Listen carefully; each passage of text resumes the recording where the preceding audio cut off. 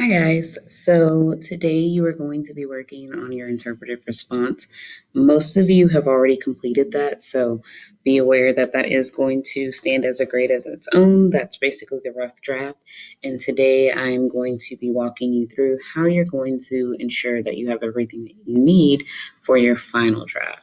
So the purpose of this interpretive response is for you to be able to identify not only the internal conflict of a character, but be able to kind of prove that, right?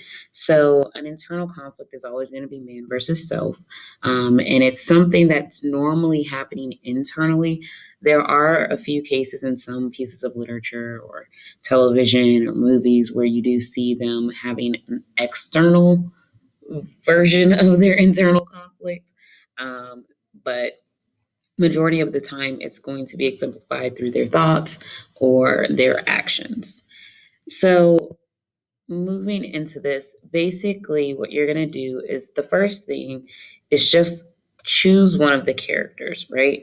So, we have John Proctor, Elizabeth Proctor, his wife, Mary Warren, Reverend Paris, and Reverend Hale. Originally, I do not believe I had all of these, but we went ahead and added a few just in case you were interested.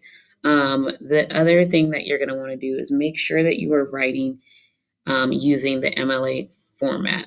So you're going to need to ensure that you have a header, a title, that everything is double spaced, Times New Roman 12-point font, and that's basically it. I want a word count of a minimum 200, maximum 300, and then it'd be beneficial for you to use some sort of a grammar or spelling check like Grammarly.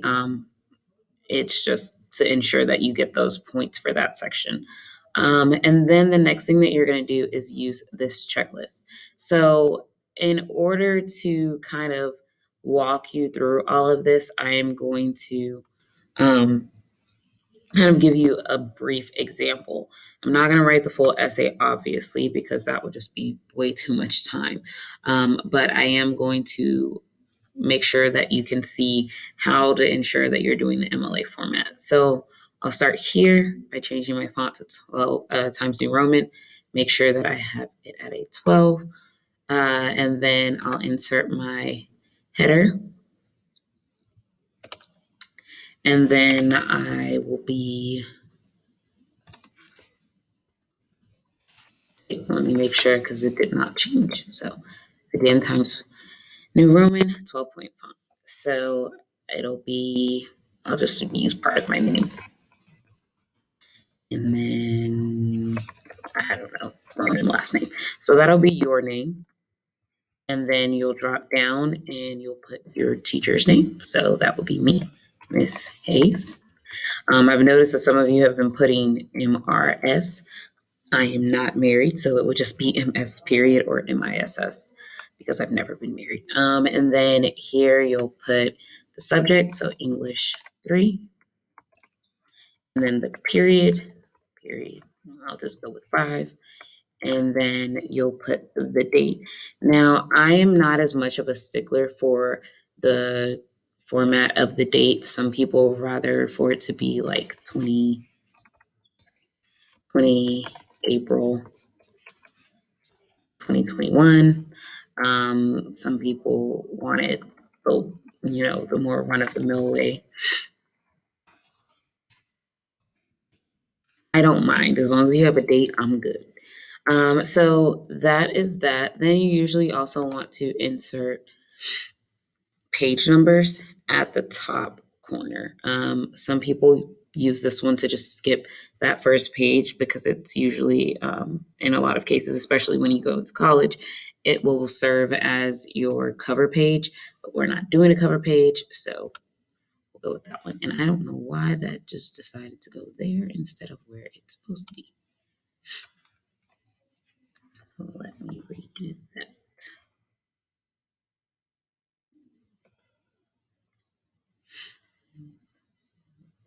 And you can, I like them at the top because normally you're supposed to also put your last name. and it would look like it would look like this. Oh, well, my last name right now is Gordon.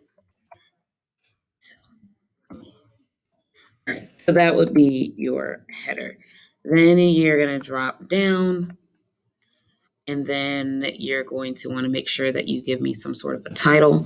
So you'll center a line, bold, and then you'll write whatever your title is going to be. Now, obviously, you can always come back to this. You don't have to know it right off the bat. So I'll put Elizabeth's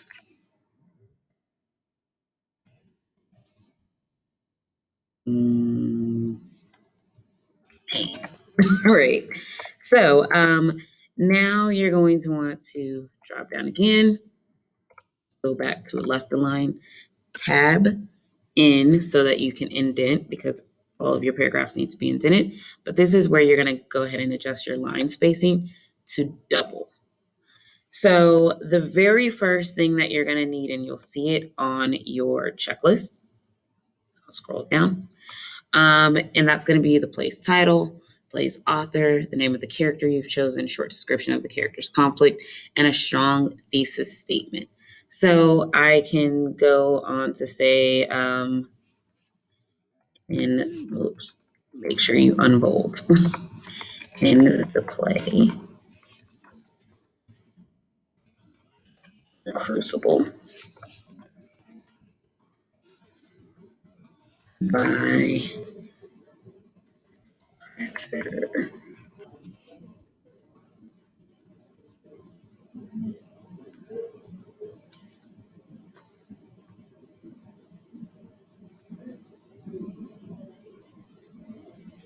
I don't know why I just had a brain fart on his name, Arthur Miller.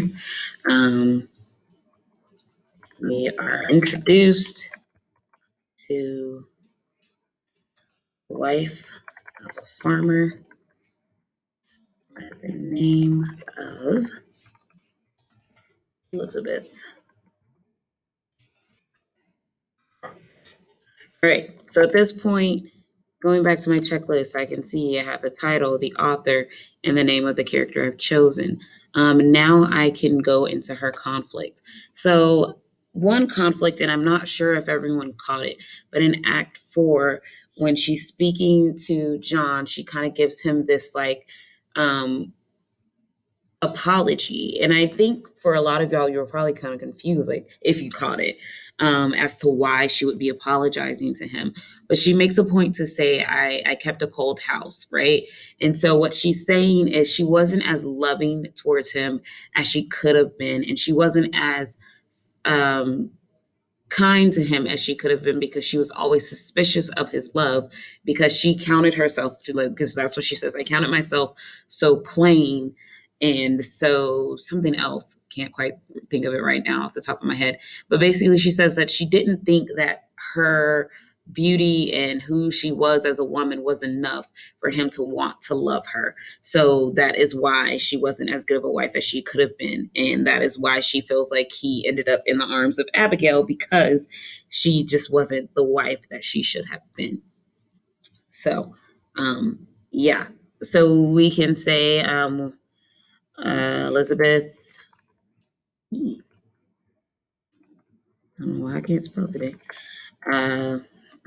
Who's Elizabeth Clark? Elizabeth Proctor was a woman who had many insecurities and felt as though she was not able to be a good wife to her husband.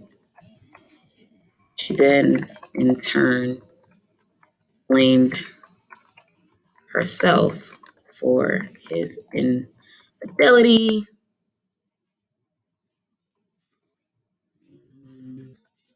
Knew I was going to whisper. Oh gosh. What in the cookies? Why am I having this go on in my left? All right. She then in turn blamed herself for his infidelity and regretted being less of a wife to him than she felt she could have been. I'm writing this all off the top of my head, so please do not judge. All right, so now I've kind of given a little bit of a description. Now, to be completely honest, this description should have like at least another sentence or two that kind of introduces her a little bit better. So maybe, introducing the fact that this is a Puritan society, or that she's, a housewife and she lives her life to cater to her husband or whatever. Because that gives a little bit more insight into why her not being as confident would actually lead to the things that she feels it led to. So next, you're going to use your thesis statement. Now, remember, your thesis statement needs to introduce the two paragraphs that you're going to be talking about. So if we, again, were to look at our paragraph, we need to talk about a conflict, right? So basically, we're going to be discussing two conflicts. Now, the thing is, her conflicts, we need to identify that they both stemmed from one thing, right? So we can say her, her insecurities are what led to her having the internal conflict of feeling like, she wasn't a good enough wife. And then in turn, it also led to her feeling that he cheated on her because of her insecurities. So insecurity is what led to Elizabeth having such a deep internal struggle and not being the best wife she could have been, and believing that her husband's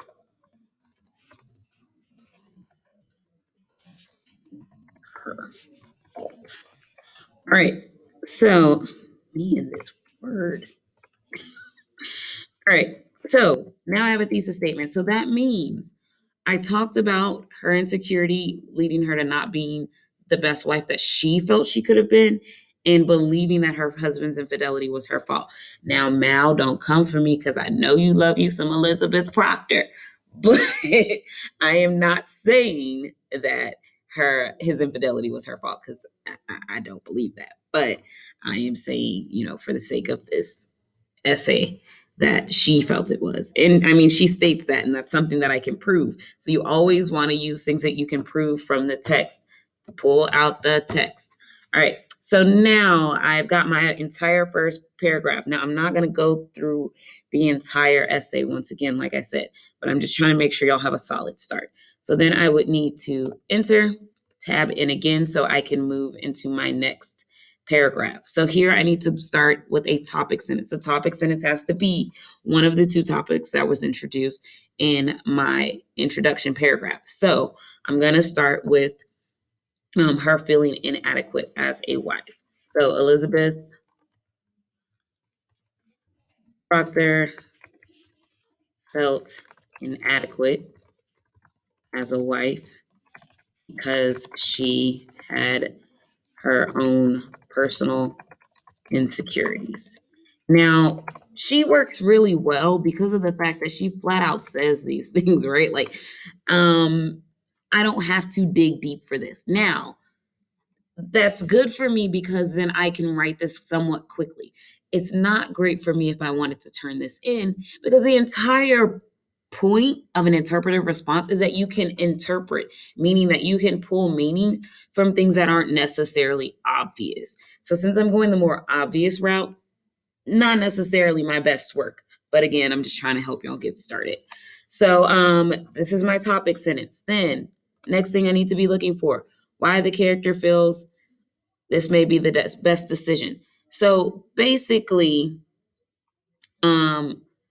now, again, this is just, she's not making a decision. I'm not entirely sure why this was worded that way, but she's not necessarily making a decision. But what she is doing is she's kind of just, I guess it's almost a decision. She's choosing to allow those insecurities to make her feel this way. And it's because she just didn't believe. And again, she flat out says it. She didn't believe that she could truly be loved for the way that she was. So Elizabeth was certain that her, in her eyes, appearance was not worthy of someone who should be loved. Again, she flat out says it. So then I will put my quote here. Now, I don't have tons of time to go through and try to find the quote right now because I don't want this video to be crazy long because it's already been long. But remember, we do have the script and the audio. So if you're talking about Elizabeth Proctor, you're looking for quotes, Act 4. Cool. So here I would put the quote where she talks about not being beautiful enough and she wasn't whatever enough. And then I would go through and explain. So I'm going to stop here. The thing is, you're going to continue to follow this. It's going to look the same. First body paragraph and second body paragraph are going to have different topics, but they're going to be the same.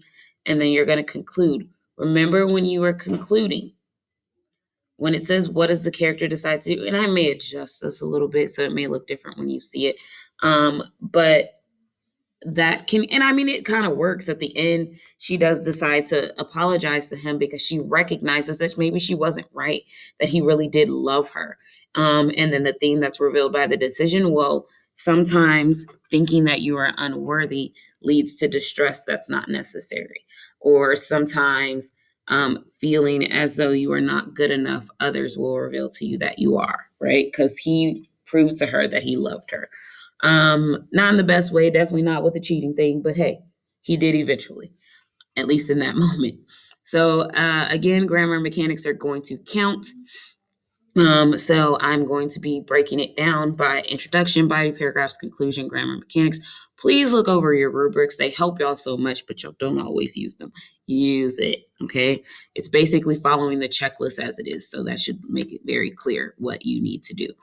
So if you have any questions, please feel free to email me. I will be testing today, and that is why you are having to listen to me through a Screencastify, but I will get to you as soon as I possibly can. Y'all have a great day, and I'll talk to you soon.